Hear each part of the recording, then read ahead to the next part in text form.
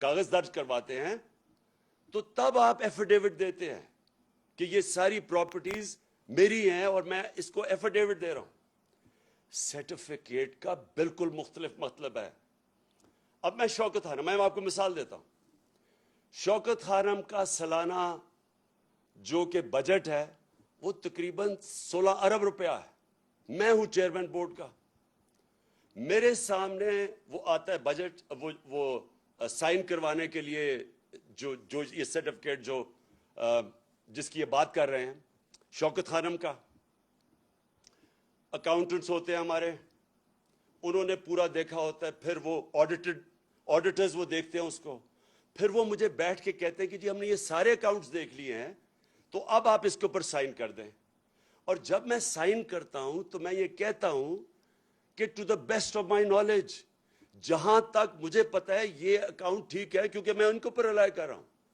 میں نے تو 18 ارب کی کوئی کاؤنٹنگ نہیں کرنی، میں تو اپنے آڈیٹرز اور اکاؤنٹنٹس کے اوپر کہوں گا. تو یہی وہاں ہوا. اس پہ لکھا ہوا ہے کہ جب انہوں نے میرے سامنے یہ پیش کیے تو میں نے کہا جہاں تک مجھے پتا ہے یہ ٹھیک ہے اور سائن کر دیا. اس کے اوپر یہ کہ سارے نون لیگ بڑے خوش ہوئے ہیں، یہ شیطان کے چیلے بڑے خوش ہوئے ہیں کہ جناب وہ موقع مل گیا، راستے سے ہٹانے کا اس کو موقع مل گیا.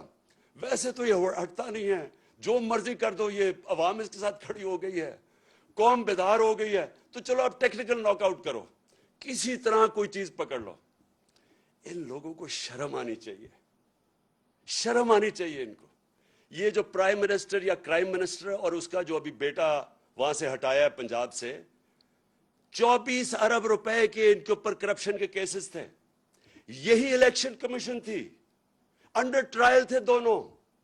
اس الیکشن کمیشن کو شرم نہیں آئی کہ 2 انڈر ٹرائل 24 ارب روپے کے کیسز، اور اس الیکشن کمیشن نے اجازت دی اس کو الیکشن لڑنے کی؟ کون سے دنیا کے ملک میں اس طرح کے چوروں کو الیکشن لڑنے کی اجازت ملتی ہے؟ کدھر تھا یہ الیکشن کمیشن تب؟ ایک ایک چیز ڈھونڈ کے آپ بتا رہے ہیں جی وہ کسی نے کوئی $100 دی، فوراً فنڈنگ ہو گئی. یہ نہیں آپ کو نظر آیا کہ ملک کے ڈاکوؤں کو آپ نے الیکشن لڑنے کی اجازت دے دی ہے؟ اور آپ نے باقیوں کے دیکھے 60% کیبنٹ ضمانت پہ ہے. کون سے ملک کے اندر ضمانت پہ لوگوں کو الیکشن لڑنے کی اجازت دی جاتی ہے؟ کدھر تھی الیکشن کمیشن تب؟ اور ان کے ساتھ مل کے مجھے افسوس ہوتا ہے کہ یہ ہمارا 22 کروڑ کا پاکستان ہے، عظیم خواب پاکستان، اس کے یہ لوگ بیٹھے ہوئے فیصلے کرنے والے، اور ان کے پیچھے بھی وہ لوگ جو ہیں ذاتی انا کے لیے اور اپنے مفادات کے لیے وہ یہ ملک کو تباہی کی طرف دھکیل رہے ہیں. یہ جو آپ کا یہ جو سارا ڈرامہ ہوا، یہ صرف اور صرف بیرونی آقا گوری چمڑی والے جو باہر سے ان کو حکم کرتے ہیں، ان کے کہنے پہ کہ جی کسی طرح اس کو راستے میں کنٹرول کرنا ہے پاکستان، کہیں آزاد نہ ہو جائے ملک. ان کو بالکل جکڑ کے رکھو، جو ہم کہیں وہ، جس طرح وہ خواجہ آصف کہتا ہے، لائف سپورٹ مشین پہ رکھو تاکہ کنٹرول رہیں، تاکہ غلام رہیں. یہ جو سارا ڈرامہ ہے یہ ہمیں غلام رکھنے کے لیے ہے.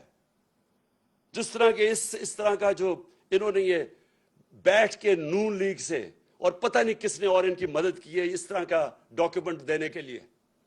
میرے پاکستانیوں یہ غور سے سن لیں، یہ آپ کو جو بھی کریں گے ڈرانے کی، دمکانے کی، اور یہ میڈیا کے ساتھ مل کے پروپیگنڈا کرنے کی، آپ کو سمجھنا چاہیے کہ اس وقت جنگ ہے حقیقی آزادی کی. ہم نے آزاد ہونا یا نہیں ہونا، یا اسی طرح ہی چلتے رہنا ہے؟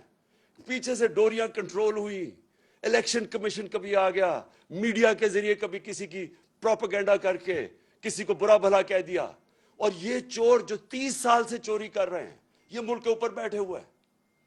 یہ ملک بنا تھا، میں پھر سے آپ ساری اپنی قوم کو جگانا چاہتا ہوں، لا الہ الا اللہ اس کا نعرہ تھا. کوئی نہیں ہے خدا سوائے اللہ کے.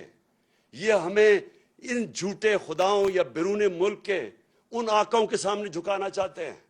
اور یہ کنٹرول کے طریقے ہیں، یہ صرف کہ کسی طرح ہم کنٹرول کر لیں ان کو.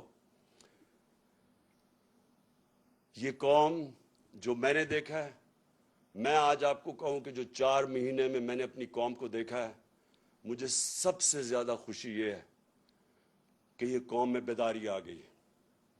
یہ کسی صورت جو مرضی حربے استعمال کر لیں، یہ جو بیداری اور شعور کا جن نکلا ہے بوتل سے، یہ واپس نہیں جائے گا. اب یہ نبی صلی اللہ علیہ وسلم کی کہ عاشق ہے یہ قوم. یہ لا الہ الا اللہ اس نعرے پہ بننے والی قوم ہے. یہ کسی صورت ان چوروں کو اور ڈاکوؤں کو اور ان کے پیچھے جو کنٹرول کر رہے ہیں اس ملک کو، یہ اب ان کے کنٹرول سے باہر نکل گئے ہیں. لیکن میں آپ سب کو کہہ دوں کہ یہ آسانی سے جنگ نہیں جیتی جائے گی. یہ نہ سمجھ، یہ شروعات ہیں ابھی. یہ جو لوگ ہیں جن کو میں شیطان کے چیلے کہتا ہوں، یہ آرام سے اتنی دیر سے اس ملک کا خون چوس رہے ہیں، یہ جانے نہیں لگے. آپ سب کو میرے ساتھ مل کے جدوجہد کرنی پڑے گی، اور انشاءاللہ میرا یہ اللہ پہ یقین ہے. پھر سے میں کہتا ہوں، جو میں نے 4 مہینے سے یہ دیکھا ہے قوم کے اندر بیداری، جس طرح قوم نکلتی ہے باہر، انشاءاللہ ہم اس سفر پہ نکل گئے ہیں جدھر ہم حقیقی طور پہ اپنے ملک کو آزاد کریں گے. پاکستان پائندہ باد.